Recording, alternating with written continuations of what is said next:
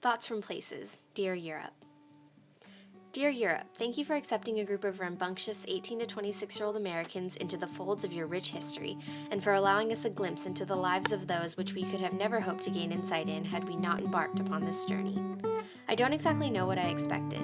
This was not the first time that we have become acquainted with one another. I took a trip with EF in high school, and not wanting to discredit my 16-year-old self, all I can say is that I felt as if I could glean new knowledge from a second meeting with you. And oh, what new knowledge it was. Instead of focusing on every single monument or tourist trap that we entered, which were wonderful and magnificent in their own right, I instead chose to focus on how it felt.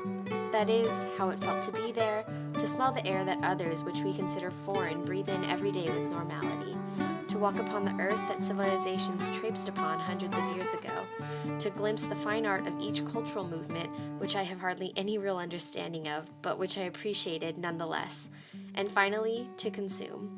Consumption in the sense of cuisine and culture, which at times were one and the same. Dear Europe, I don't ever want to forget the little things. Seemingly superfluous details such as the way the buses looked, the way the food tasted, the way we were shivering from the rain beating down on us one minute, only to find ourselves reveling in the sweet sunshine of a rare but nonetheless beautiful day the next.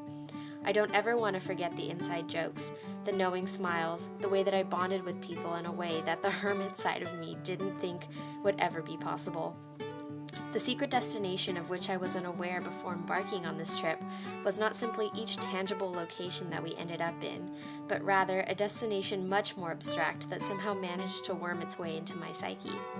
That is, I learned a lesson. Any feelings of inadequacy or uncertainty will never truly leave you, but the point of life is diving headfirst into the unknown and accepting the unpredictable effects of blissfully releasing your inhibitions.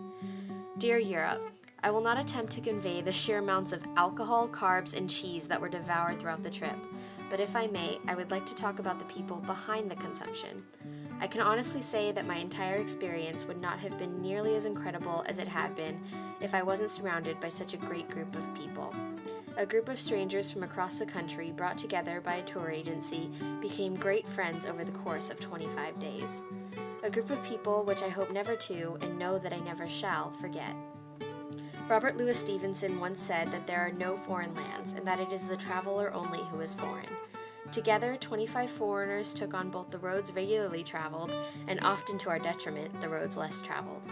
In every circumstance, we ended up with a new understanding of the world in which we live, and at the end, no amount of video clips or voiceovers can truly convey the beauty of our time spent with you.